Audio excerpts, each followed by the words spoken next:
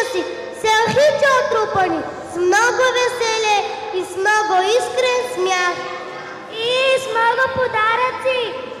Дай ни кошницата пълна, подаръци дай. О, да чакаме не можем. Хайде, мамо, не се мъничко потрайте. Аз ви нося дар за всички, но бъдете ви послушни. И свята нощ трапезата е богата. Нека да посрещнем празника с любов и усмивка. Да се помирим с този, с който не сме се разбирали, и да си простим.